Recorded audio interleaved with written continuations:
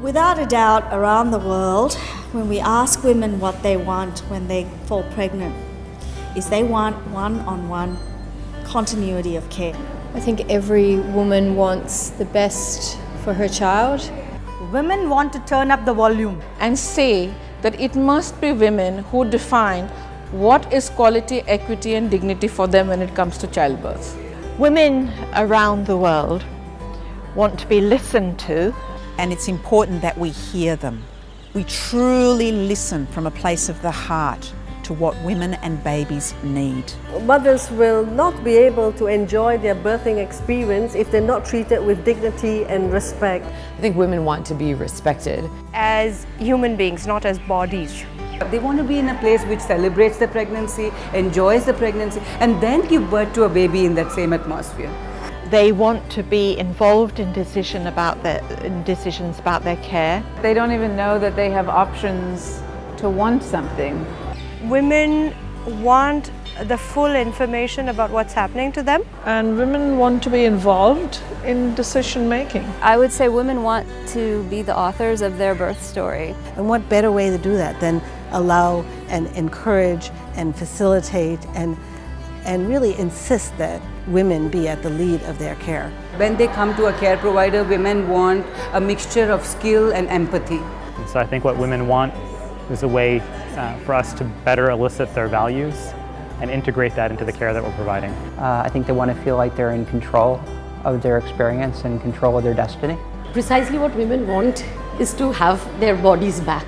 The best thing you can do for somebody is to pay attention. It's not one thing, it's a complex circle of continuity. The hand that rocks the cradle rules the world. The reason why we want what we want is because that's what women want. So I think it's time that we listen up.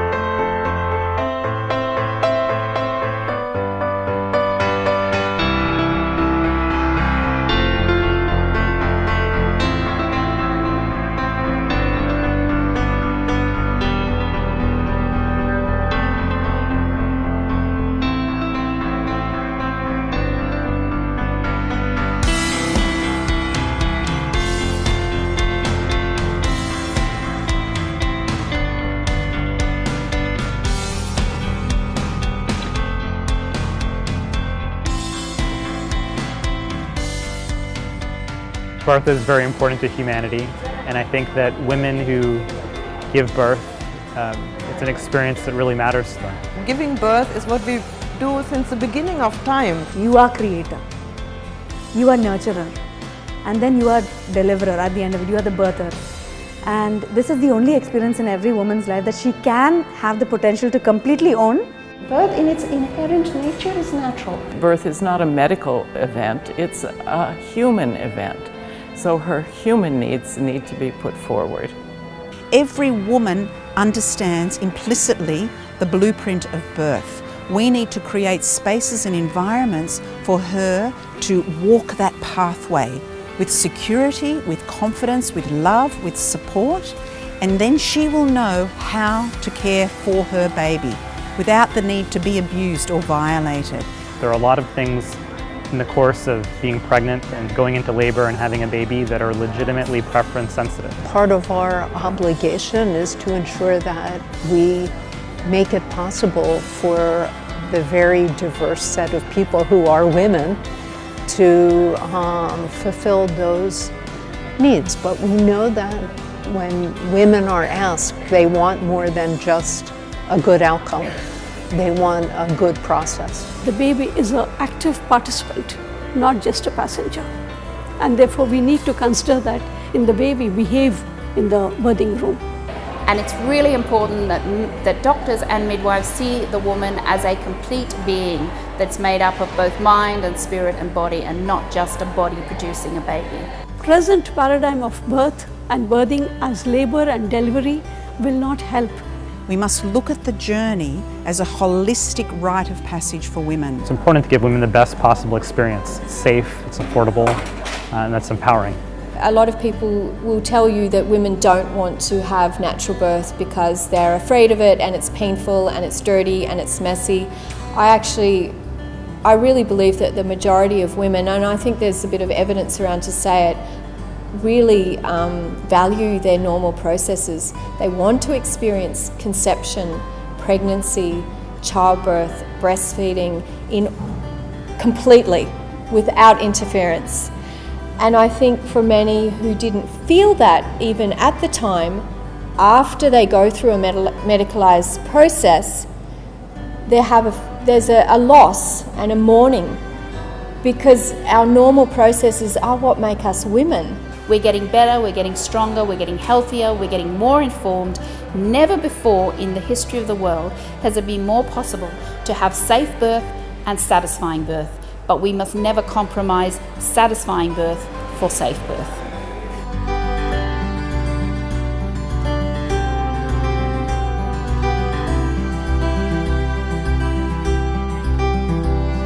When we talk about human rights and healthcare in general, what comes under that is ideas of autonomy, respect, dignity, informed consent. Human rights are a fundamental right.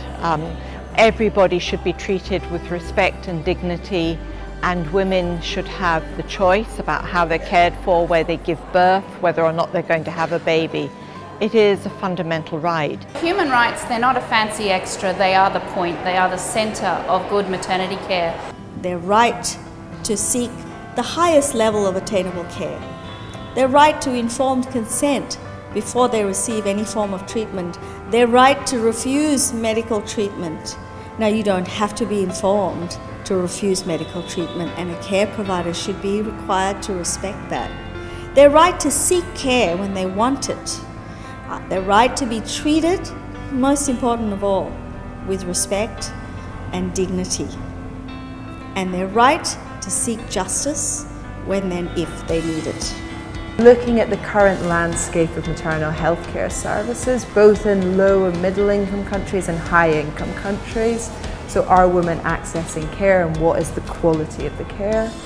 And then in the series it goes on to look a bit about the future of maternal health, predicting what the major shocks that might affect maternal health are, but also what some of the potential solutions are to those. And it finishes very much with a call to action. When the professors released the new Lancet series on maternal health, one of the key points that they made and that the panel also emphasized is that human rights in childbirth must be situated in the overall struggle for human rights in general. When you have human rights-based care, you actually get better physical outcomes and better psychological and social outcomes. The human rights framework is a very good framework when it comes to improving standards of care for women, and also informing communities about their rights when engaging with healthcare professionals.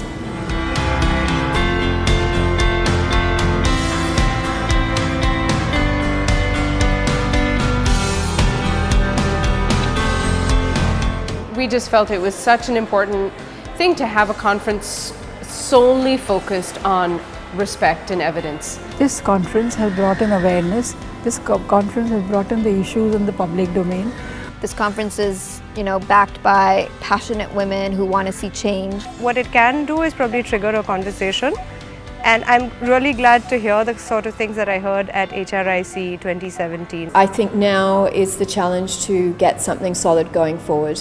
A big part of being able to affect change is being able to attend multidisciplinary meetings like this, where we can decide the best way forward, where economists and midwives and obstetricians can all talk together. How can I contribute what I know? How can a policymaker contribute what they know? How can a midwife, a doctor, an obstetrician, a lawmaker make contribution that makes sense to placing a woman and baby at centre? A collaborative action plan, and I think I like that word, because when we're talking about women, when we're talking about mothers, when we're talking about, it's a community thing. There's a saying that it takes a village to bring up a child. and women energies are circular, feminine, collaborative. So I think that the collaboration part really excites me, and I think that's coming out really strongly. We all have to strive to create this atmosphere for the mother and baby, which is beyond physiological and biological, but also psychosocial and spiritual.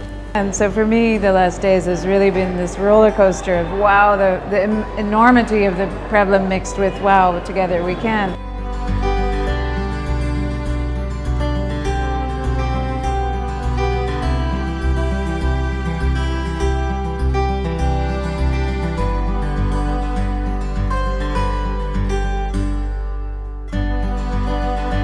So we put people on tables consisting of doctors, lawyers, midwives, and health professionals and NGOs. And the first one was to introduce autonomous midwifery. We're increasingly getting birth to be safe in terms of physical safety, but we are failing really badly when it comes to emotional, spiritual, cultural, and mental health safety. What I've learnt from this conference is just wonderful, which is that we are united, and I think for this region we are reaching a tipping point where the data is showing that we can have as much attendance at facilities as we want, but without quality midwifery care, women's rights are not going to be met, and nor are the rights of the women who provide that care. So we have this convergence of the rights of all women who are providers or the carers or the people who are going through birth all together. So for me this is a very strong moment in the history of midwifery. It's the work of God, hands are mine. History will look at this conference and see it as the turning point in the development of midwifery in India. The second one was to introduce accountability mechanisms for violations of women's human rights in pregnancy and childbirth. Human rights are not recognized very clearly, they're taken for granted until they are violated. Today's childbirth practices are violating the fundamental right of both mother and baby. Violations at this particular vulnerable moment, a universal moment, is especially disturbing. There's no point sanctioning or legitimizing forces under the garb of technology and science, because finally it is the individual choice that should ride over everything else. A woman should come out of a facility, her home, her hospital or wherever it is, feeling more empowered and more strong after childbirth, not more weak. I feel very strongly about that. And even if a mom's had a C-section, if she knows that everything was tried, I was given all the information, I had a C-section, but my birth was great. So I actually think that women themselves need to come to the table, and that the change agents that are out there need to work together to build a coalition where they can organize better and have their views heard. The third priority area that was identified was to introduce legislative change to make either institutions or individual care providers responsible for obstetric violence. You know, the word obstetrics comes from a Latin root to stand by, and we've lost the art of standing by. And this is not really about midwives or family physicians or obstetricians. All of us work together. We are all needed in the context of maternity care in different roles. We're all experts in our own field. Institutions, you know, they exert power on us. They discipline our bodies in a particular way. And do mothers in labor really need that disciplining? That was the question. Or, you know, should they just listen to their bodies? And you're there as a safety net. I mean, I may be a great trapeze artist, but I will always have a net in case I fall, and you're my net, and that's a huge thing. It's a very respectful thing that I trust you to save me, but I need you to trust me. Only when you're respectful, only when you are empathetic, you actually become a better care provider. Very heartening to see that there are people within the medical system who at least acknowledge that how it exists now is not how it should be, and we should actually be better care providers. Doctor, when we come to you, we are not looking for allopathy or naturopathy or homeopathy. All that we need is a little sympathy. The fourth measure was to introduce what we called an independent, no-fault anonymous investigative board for serious adverse events or maternal mortality cases. Even today we lose about a woman every 8 minutes. And I think it's really ironic because these women are dying of completely preventable causes. When you're supposed to do something administratively or clinically and you do not do it, there should be sanction for that. And the best way to do it is to create the structures that ensure ongoing review, monitoring, using data as evidence to achieve change in practice. Human rights-based approach to delivery to childbirth is couched in a larger system. It's integrated seamlessly within our life and within our healthcare. This is going to be some kind of an action-oriented thing. It's not just going to be armchair theorizing and writing papers and forgetting about it. This is actually going to translate into some meaningful action. And the fifth measure was, I think, about educating women. I think that very little will change unless we empower and activate women themselves to demand these changes. Woman-centered care upholds human rights. The one thing I learned in these 3 days is how our women need to be aware of what the rights for them are with respect to their bodies and their babies. Along with know your rights, there has to be a know your risk side. This conference, so it's been brilliant, but the next step is the difficult step is how to implement that change and how to make it happen. The primary message that goes back to our politicians and to our government institutions, that people want this change. And the energy and the excitement that came out of this conference is just the beginning. I would like to say that it was like the Indian wedding. And now we're going to go on to the marriage and to the babies. And we would like to see healthy, happy babies come out of this event.